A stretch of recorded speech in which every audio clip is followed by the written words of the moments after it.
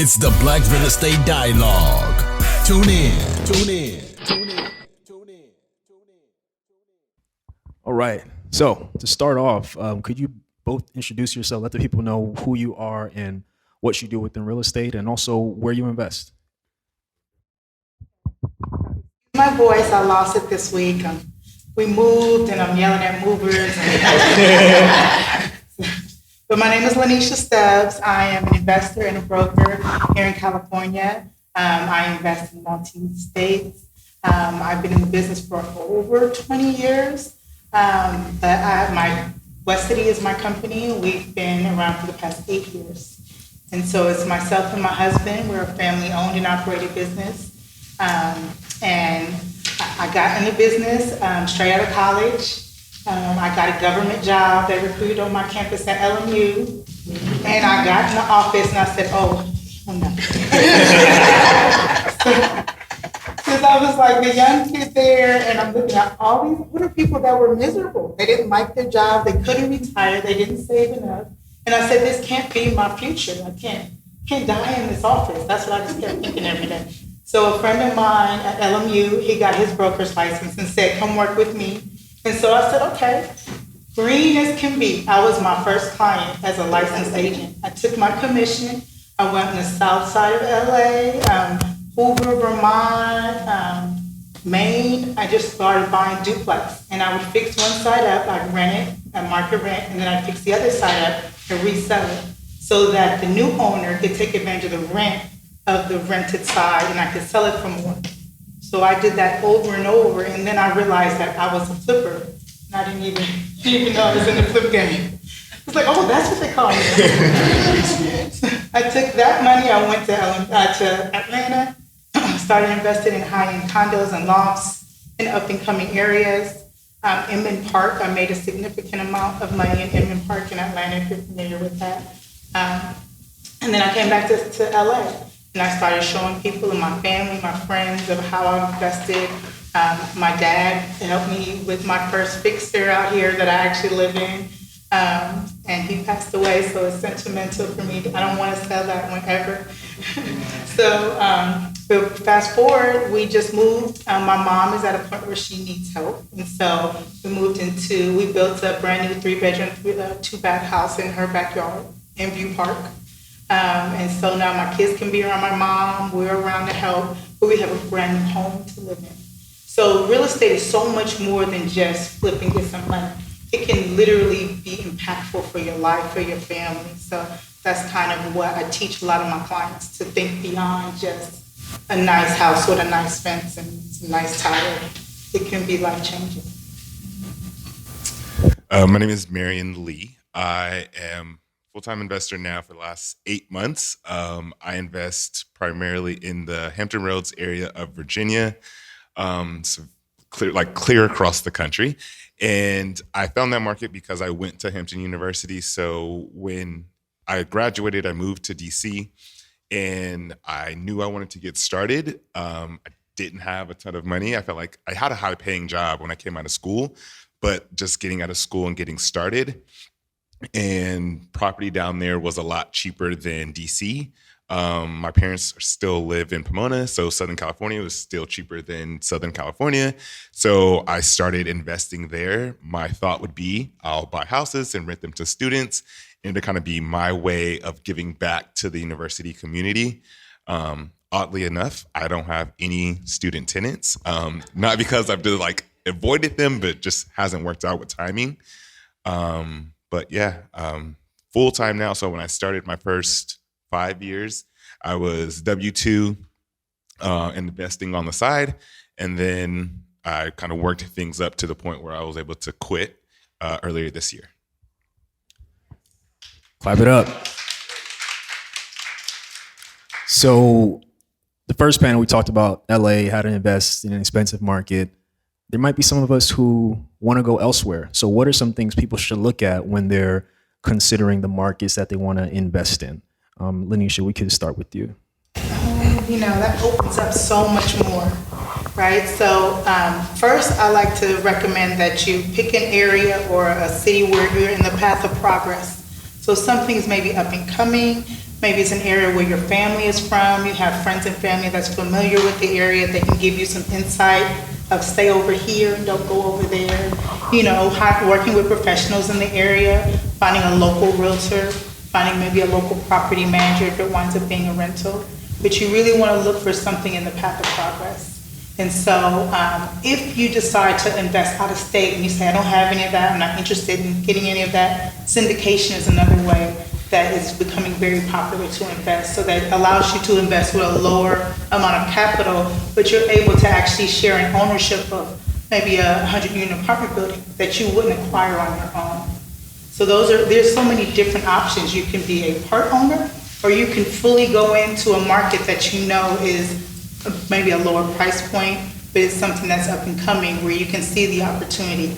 You want to invest in stuff that you see the growth potential going forward, that you won't be upside down in, let's say, a year. Now, you got all these issues and nobody out there to help. So I would say the piece of having someone in the area or knowing the area yourself is critical, especially early on. I self-managed to begin with, so knowing a little bit helped me self-manage. But even if you have a property manager or you intend to have a property manager, just knowing stay on this side, not that side, and because that could literally make or break your investment. So that's one thing. And then I have always said, well, my area, I like my area because it has industry to support renters. There's college students, so people are coming in and out. It has a large military presence, so they're coming in and out. And then just on top of college students, there's college administrators and staff. In that area, they build a lot of the ships, so a lot of war aircrafts that you see are built in the Norfolk, Newport News area. So there's another industry that's supporting it, and there's a couple large hospitals. So there's a ton of people making decent income that can afford to rent in that area. And I wasn't in the game then, but you hear about some of these towns where it's supported by Goodyear. That's the whole town. And then Goodyear pulls out and the town crumbles. The houses may have been cheap, but now that everyone's gone, you just have a low-priced vacant house. So having industries, more than one, that can support the area is also very important. Love it. And each of you mentioned knowing people in the area, having a realtor, et cetera, et cetera. Who are the people that you need on your team if you want to invest out of state before you even make a purchase? Who do I need on my list before I make an investment? Well, I think at the top of the list is an excellent loan officer, because you got to figure out what you can afford and what you can qualify for. And working with Nick's company, where it's multiple states and you can get familiar with different type of loan products those companies have, that's great. You also want to consider having a local realtor. Real estate's really local, so you want somebody who's really familiar with the neighborhoods that you're looking to invest in. And definitely property manager.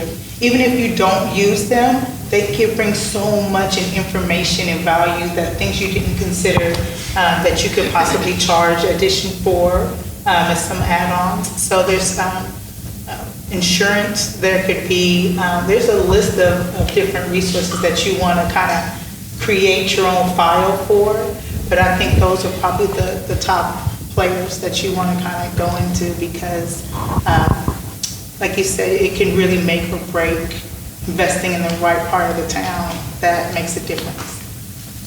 Yeah. The realtor is the biggest thing, I would say. I call my realtor my LeBron James or Kobe Bryant of my team. She's that important. And I'm going to go a little bit of different route. I'm also a BRRRR investor. So I do things a little bit different than just purchasing a home and renting it out. A lot of times when I purchase a property, I'm looking to renovate it before I actually rent it out, just based on the ability to refinance it later and recoup all of my money without having to sell the property. So having a good contractor is very important for me based on my approach to things.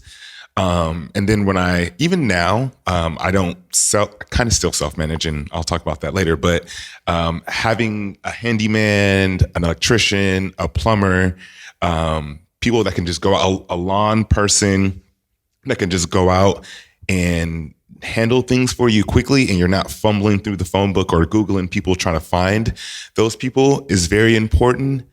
I would say that is like the core. So two things I want to follow up on: property managers and contractors, because a lot of people get burned, and I think it's because they're not asking the right questions. They don't know how to manage these people. So what tips do you have for people? We'll start with property managers. Like, how do you find them, and how do you make sure like they're good and that they're doing their job once you hire them? Most often, you probably start with a realtor who can kind of refer you to someone that does a lot of business in the area. You want to find someone that is familiar with the area, that has other clients. Maybe you can talk to them. You definitely want to interview them. You want to be really specific in their fees and how they get paid and when they get paid in the process. They get paid up front or they get paid after the net. It makes a big difference in how they manage your asset for you. You also want to have a set schedule with them, a frequency in which you're speaking and doing business on a monthly basis. You want to set up separate accounts with them so it's not commingled into all your other stuff. So that if they are responsible for paying bills, like some of them often do, that is a clear path of that they only have access to those assets. Interviewing them is a big part of it. You want good communication and just, familiarity, and someone who can actually add value to what you're doing. So they may say, we know a property coming up for sale. They may say, we know this part of the city is very hot right now. They may be able to bring certain things to the table that you didn't even consider. Those are the ones that you want to keep in your phone. And what are a couple of questions people can ask? Like, let's say I got referred to like 3 property managers. Are there any basic questions that I should ask them and that can maybe tell me if it could be a good fit or not? And you definitely want to know the fee structure. That's definitely for sure. You want to know is it just screening or what are the responsibilities? Is it just the screening of the tenants? Is it the placement of the tenants? Is it for monthly expenses that they cover? So the extent, the scope of what they're involved in.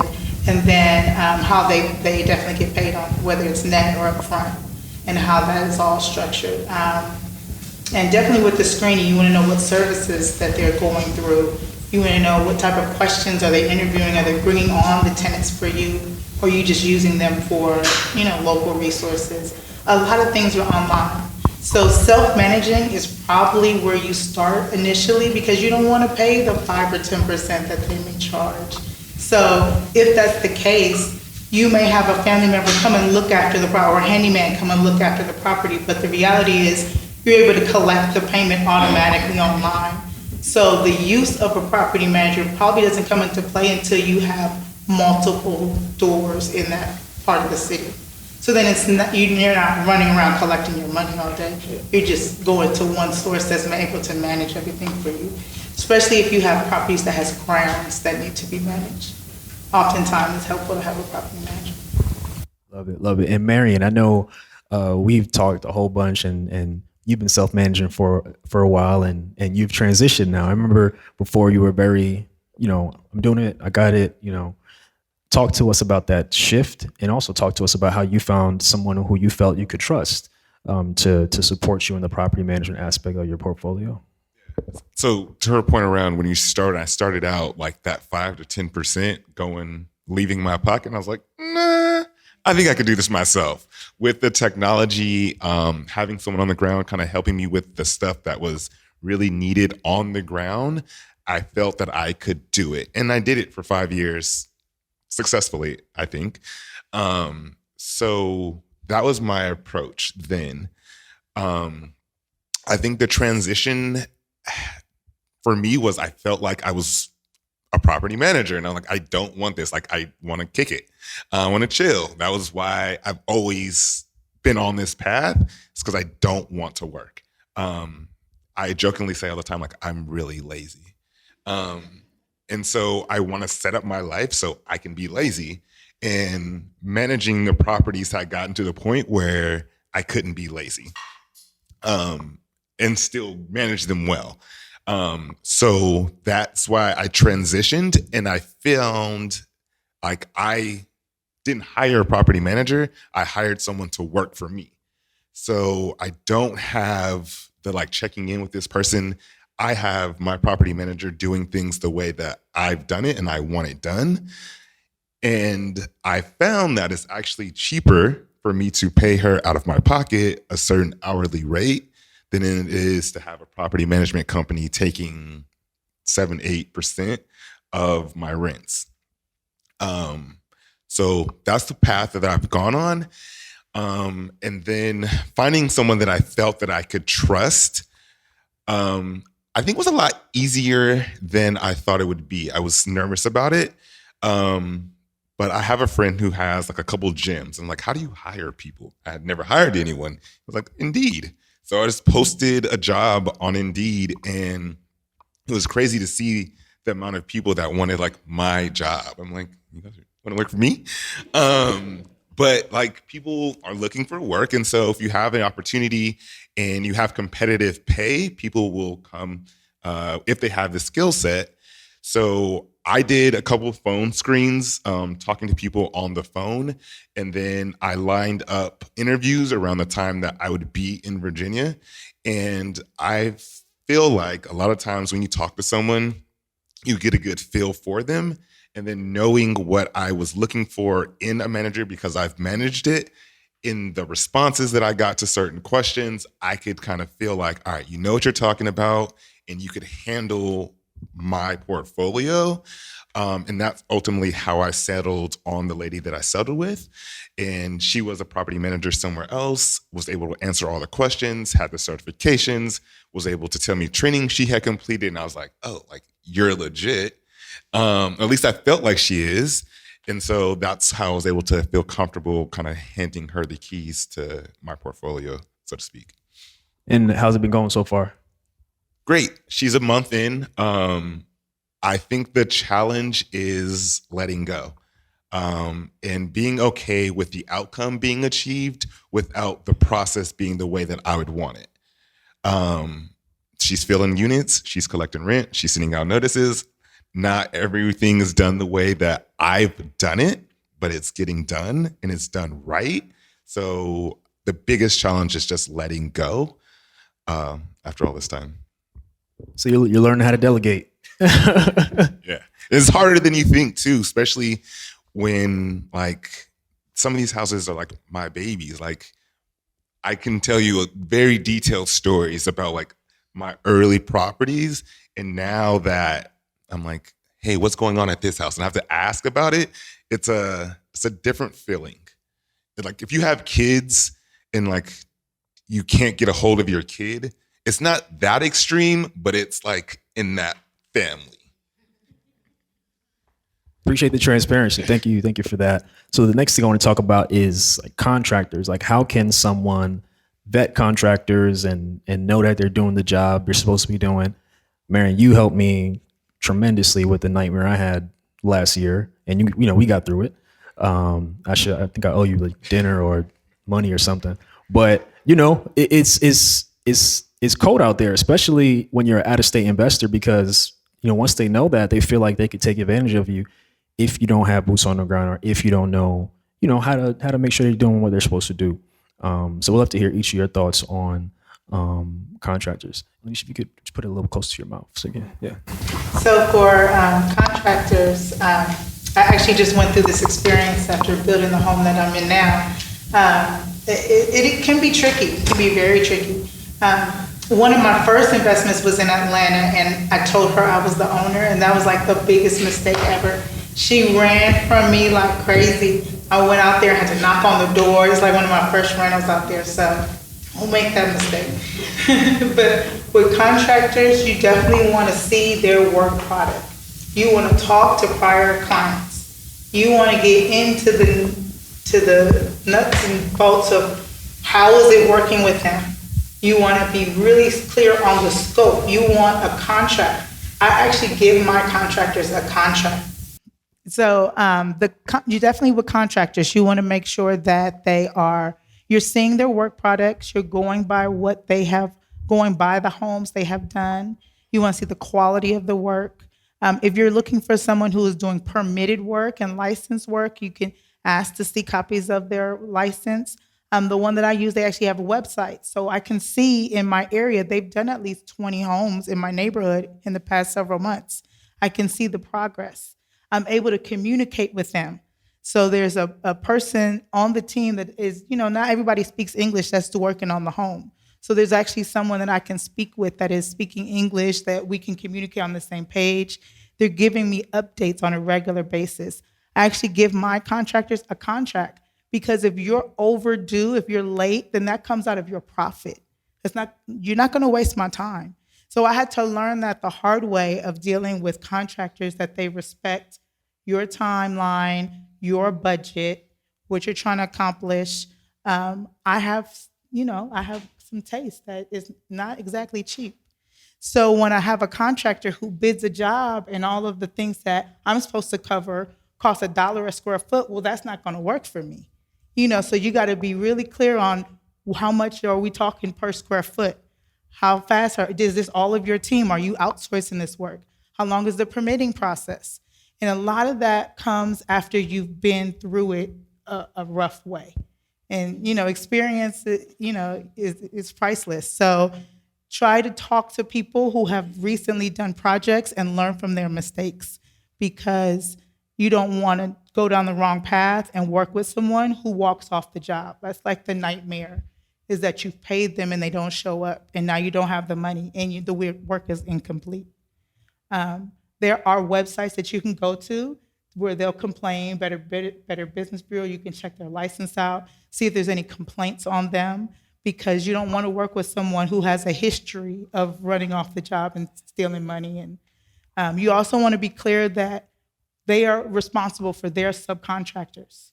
I've heard nightmares from my clients that they've worked with contractors that don't pay their subs, and now the sub wants to put a mechanics lien on the house. So those are the type of things you want to avoid by having those hard conversations up front with the contractor. And more often, if you're able to communicate and have it in writing, that contract is your biggest weapon, especially if they're licensed. They don't want their license taken or at jeopardy. So make sure you're really clear on the terms and the breakdown of when they get paid, after they've done the work, after they've passed inspections from the city. You don't get all that money up front and then you don't show up. That's not how you negotiate these type of things, right? So those are some of the things that I've learned from doing deals through the years is set the expectation up front. I hope y'all was taking notes on that. I saw a lot of pens out. I saw phones out. That you don't want to get burned in that way. So definitely good. I see pens. I like it. What do you got, Marion? I want to set and Mark always says I show the doom and gloom of everything. But working with contractors is like kissing frogs, trying to find your prince. I've gone through 4 contractors. So if you find one the first time that you really like working with and works well, you might want to go buy a lottery ticket next. That, and then she mentioned having a contract. I think a really big piece of the contract is the draw schedule. So when you're going to pay them, and the contractor knows when they can expect to get paid.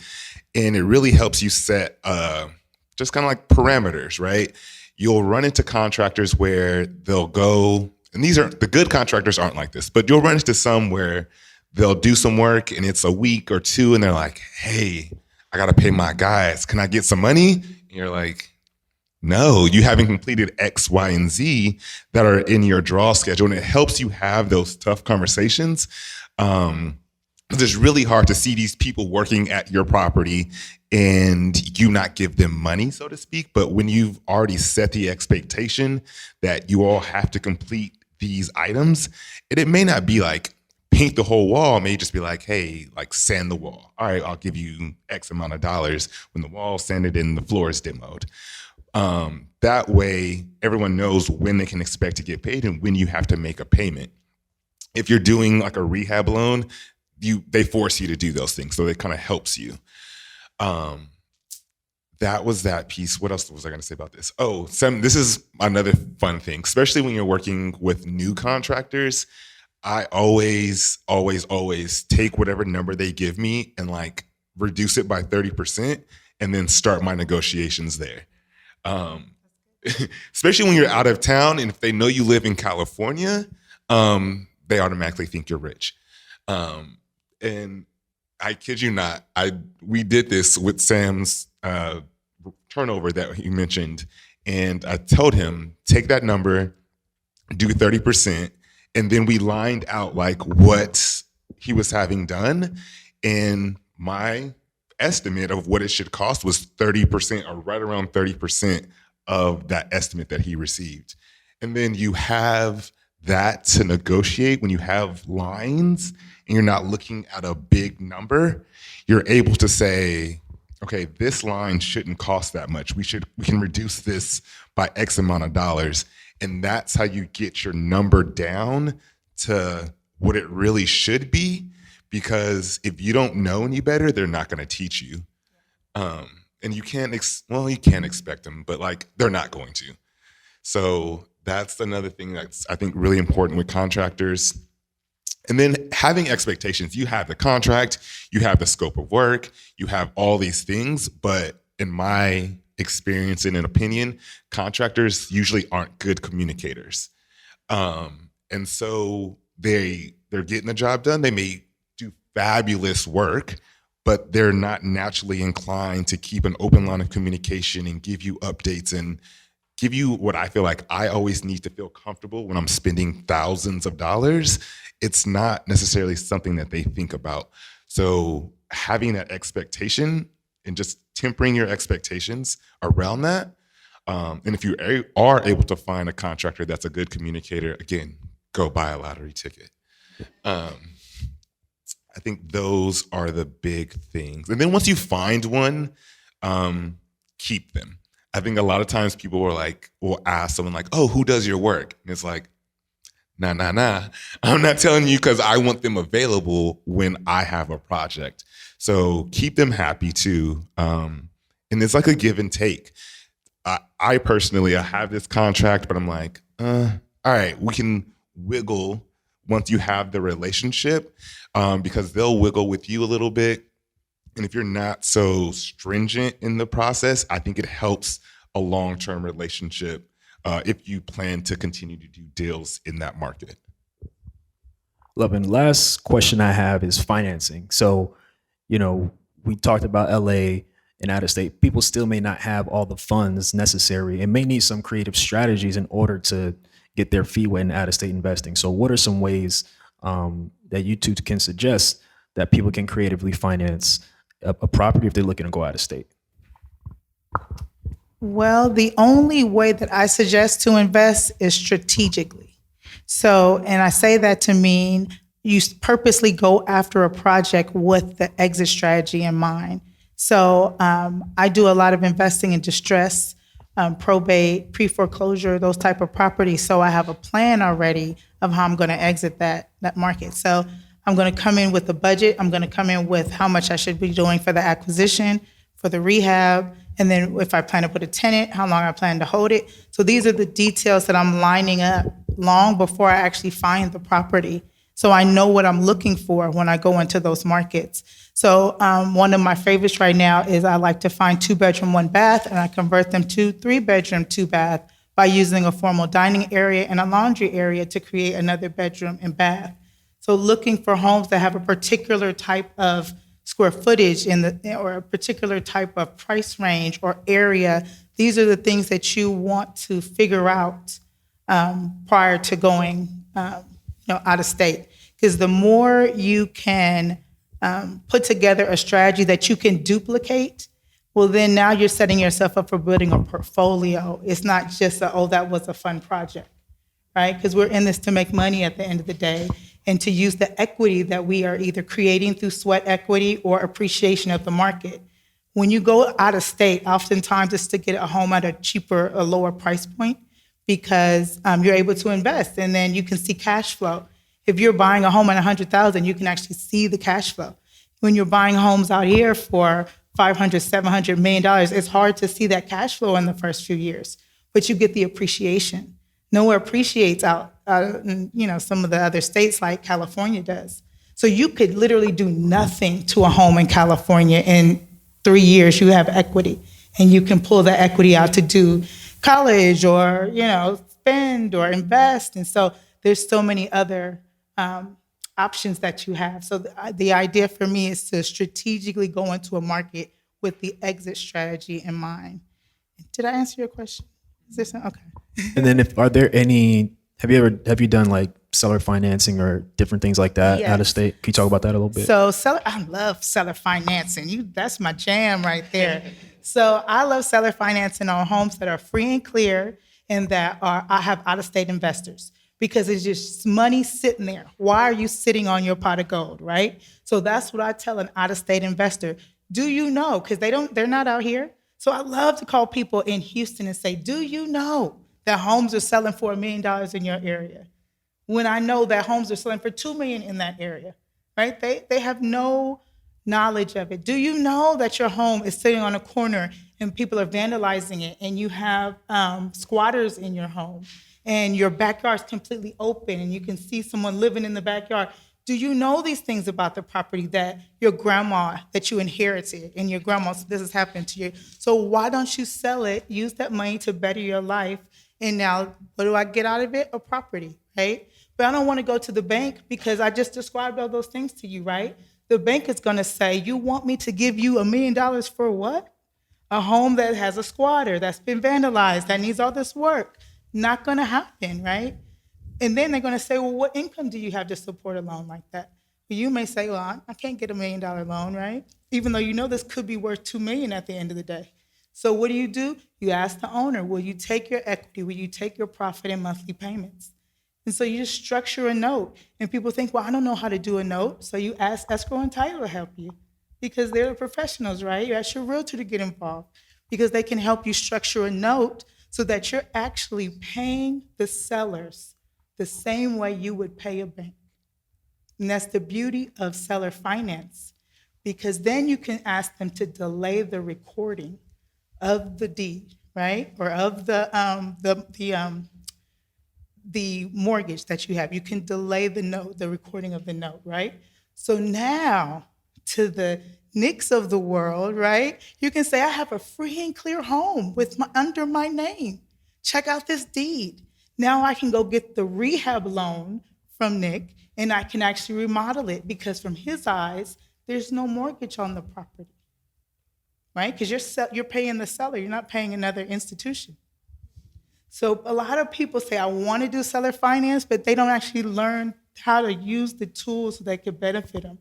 So if you take nothing else away from this today, it's education. It's learning to use these tools, to appropriately use them to advance you in your investments. Because when I tell you seller finance is so underutilized, when I tell you there are so many homes in Southern California that are free and clear, that are owned by family members in faraway lands, it is so many. You'd be surprised. You'd really be surprised. So don't underestimate that a seller will negotiate directly with you. Don't be scared to talk to sellers, because we're the professionals. We can come in and do the paperwork. We can come in and make it close for you. But at the end of the day, if they like you, if they trust you, if they get to know you, and they want to sell to you and work with you, well, then that's what they're going to do. So what are you going to do? Represent yourself as somebody who's legitimate, who wants to come in and help them, who wants to allow them to access their income. I had a conversation the other day with a seller that needed help on the mortgage where they were at. I said, let me pay your mortgage. You have a home sitting here. Let me pay your mortgage where you at. I got her to sign up for the seller finance just because she is now going to get $2,500 a month, and her rent where she's at, or her mortgage where she's at, is $1,500 a month. So she's not only getting her mortgage covered, she's getting money every month. That's all she cared about. She don't care about the value or what I'm gonna do to it or what contractor's coming through. That's not. See, you got me on my horse right there. I love seller finance. It's a good one. Hey, clap it up. Clap it up for that. Clap it up. I got you on your soapbox. I did good.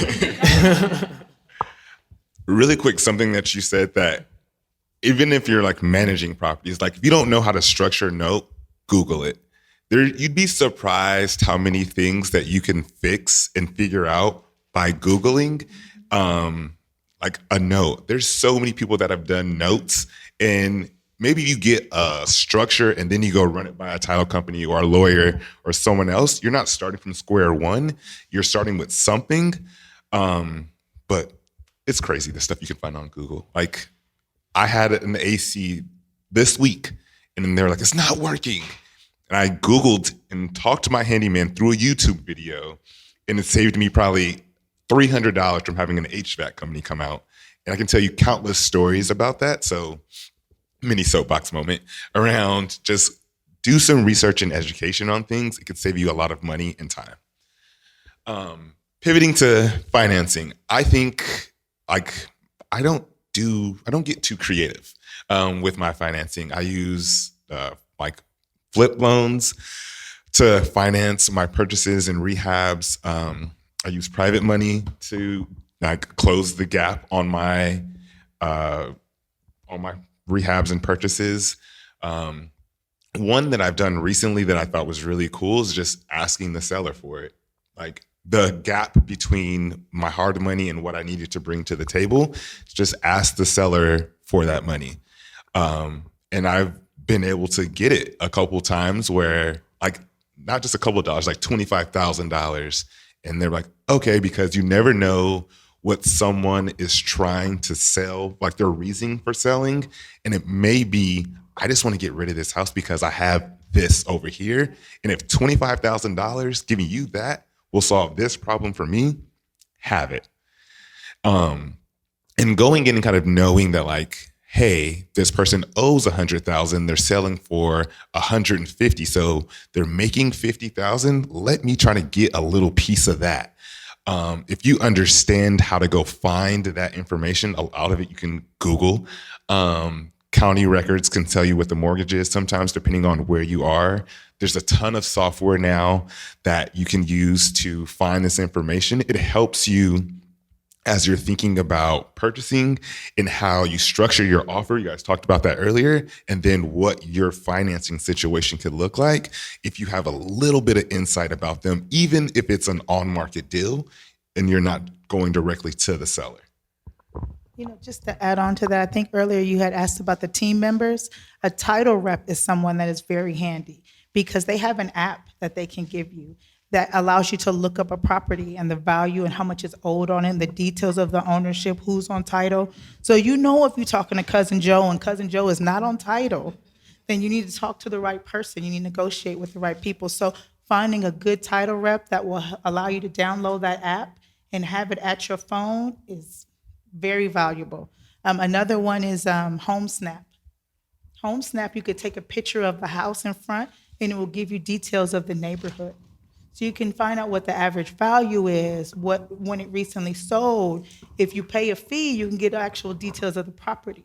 So there's the free, app and there's the paid version. But either way, just snapping a home, you drive down the street, you say, I don't know what homes are going for over here. Snap the front of the home in a picture, gives you a lot of details that you wouldn't think would be accessible, that is. Love it. Clap it up.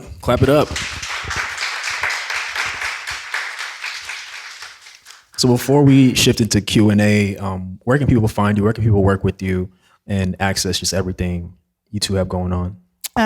For my business, I offer sales, of course, in California, but I have contacts nationwide. So I'm happy to work with you as far as sales. And then something that makes me unique is I offer strategic consulting. So we can work on a plan if you're looking to invest. And I work with a lot of new investors that we put a plan together that allows you to go out and do a lot of footwork on your own, figure out what you want. So I can be found on L Stubbs Broker, my Instagram, LSTUBBS Broker. And my email is lstubbs, LSTUBBS at Wesity Inc. WESITYINC.com. So Wesity Inc. Remember that one. WESITYINC.com. blackwealth.com. I'm simple. You can find me on Instagram, Legacy Home Solutions. Yeah,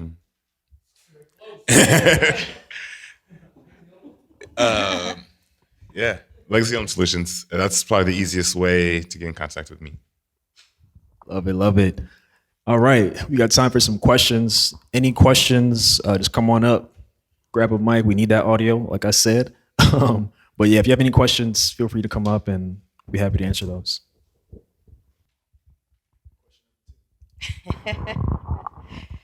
So my question is about contractors because I have invested out of state. I've lost a ton of money on contractors. And I know you said, to do your research on them. I want to know, I guess, after you hire a contractor, do you at some point go back and view their work? Because what I've experienced is I vetted the contractor. When they send the pictures, it's of pictures of what they want me to see. But when I actually see the work, for instance, a floor, it's not leveled, but what they put over it, it's perfect. So my question, I guess, is do you go back and kind of see the work or go back every so often to check in to make sure what they tell you that they're doing, that they're actually doing that, and that the work is, quality work? Absolutely. Without a doubt. Yes, and preferably before final payment is made. That's why it's so critical to have boots on the ground. So that you're working with reputable people, but you also want to have somebody that will go to the house whose opinion you trust, either a handyman or someone in the business that's local that can tell you, yes, this looks like it's appropriate. If it's small jobs like, a window, a pane, a floor, that's somebody that, you can get a regular opinion. But if it's somebody like a major rehab or it's city inspections and permits, that's another checkpoint that you're not getting paid until you have passed inspection, so it's to code. So there's a few different ways. Another thing is a home warranty. Usually the people or the contractors that sign up with home warranties are usually reputable. So if it's smaller jobs, you just pay your deductible $50, $100, something like that, $75, then you can have them go and you're not as worried that it's just a stranger there. And I would say video versus photos. Because again, I've had this exact scenario where you're like, is the painting done? And they send you like, yeah, look at this wall. And if they spun like 80 degrees or 90 degrees, that wall's not done. When you're on video, you can kind of say like, all right, show me, turn to your left. You can kind of guide them. Having someone boots on the ground, and then it may sound more daunting than it is finding someone to go check work. But there's people that are incentivized naturally in your process to go check work. If you're going to have a property manager, hey, I'm doing this rehab. You're going to manage this property later. Go by and make sure the quality is good. Because there's a difference between completion and quality. So something may be done, to your point, it's the floor is down, but it's not level. And then if you're going to flip a property, your realtor that's going to list the property has an incentive to make sure that the product he or she's going to sell is done well. So those are people that have an incentive, a natural incentive to help you make sure that you're getting quality work. And then another tidbit, you didn't ask this, but mentioning that you've like lost money with contractors. If you have that like draw schedule, it helps you prevent giving them money. I say you should never give a contractor more than like 10 to 15% up front. And I would even argue sometimes that you should give them nothing to get started. If you go to work your first day, no one gives you a check. You have to work for a couple weeks, right? And if you're starting with demo, all right, demo this place out. When you're done, I'll give you $2,000. So you didn't ask, but that's a little way that you can save money, protect your money when dealing with contractors, especially out of state. I'll share this one with you. I had a guy install a ceiling fan and he did not anchor it. So not only is he going to cost me liability with my tenant, I called a guy from Thumbtack who used to work for the city, and he went over there and said, don't ever call him again. Right? So what did I do? I hired him. Yeah. right? So maybe somebody who's checking it out for you becomes a resource for you so that you have a contact now in the city that can go around and help you. So you never know what comes of it when you ask somebody to come check on it. You think you're bothering them, but really you could be screening them to see if they help you for the next job. Okay. And don't expect to just get this right the first time. Like, we're telling you things like this, and it may seem like, oh, they have it together. We have it together, in quotes, because we've bumped our heads so many times. So if you have to kiss the frogs in other areas of not just contractors, I think that's a normal thing. And I say that just for like expectation setting as you're going through this process of building wealth and acquiring property, that it's okay to struggle a little bit as you figure it out. I have just a few more questions. I guess my next question is, how do you find a title company? You know, is there some type of screening process you go through, or is it referral? Or Most often you probably go through a realtor because we work with them all day, every day. They're the ones that close the deals for us. In California, it's a title company. In places like Atlanta, it's an attorney. So you want to find someone that has access to resources. This comes along with you interviewing your team, right? So like, I'm a broker. You want to work with a broker who is experienced investing, experienced working with investors. That isn't just, I work with first-time home buyers and I just give them the keys. You want somebody who has resources that's willing to share with you, that are reputable, that they've used and referred to people in the past. So I have title companies that I work with all the time. When you are a buyer in a transaction, the seller usually selects the services, right? So when you have an agent who's used to working with buyers, that means they've worked with 100 different title companies because they've worked with a different one probably on every contract. So once you find one that's really good, you stick with them. There's also ones like, there's one I use right now for probates because he's very knowledgeable in the process of probates, which makes him very valuable to me when it comes to people, the title, the order of title, and who's allowed to sell and what documents I need to allow the sale to go through. So I call him every day on probate. So it could be somebody specific to the type of asset, or it could be somebody that just comes highly referred through the agents that you used to work with. Okay, and my final question is, you know, when we think about real estate, we think about, of course, the cash flow. And I want to know if you've had any horror stories with tenants, and if you would just kind of talk about that, because, you know, it's like Clinton, you know, you see the fireworks, but don't hear a lot about the horror stories. I had to go through this with a tenant, you know, and How the much advantages, time we I guess. got? Yeah, I'd just like to hear a little bit about that as well. I got one. I closed on a duplex. I did not talk to the tenants before I closed. And one tenant was blind, the other tenant was deaf, and they had pit bulls in the house, right? So I'm thinking, oh my God, my dad's gonna kill me. I didn't close on a deal and I have no idea what I'm gonna do. It took me like almost a year to get them out of the property, right? So it didn't start off, it wasn't all peaches and cream, right? I had a lot of successes and I got ahead of myself. Then I got that one, I was like, dang. But what did I learn? I learned a significant amount about the eviction process. I learned what I should be doing before I close on a deal. I know I should have talked to the tenants and interviewed them. There's documents I should be having them sign to say whether they paid, how much the owner says they pay every month, whether they pay on time. So these are things that you learn. So none of the horror stories didn't come with a lesson that made me so much better on the next one. I said, this will never happen to me again. That's the best horror story ever.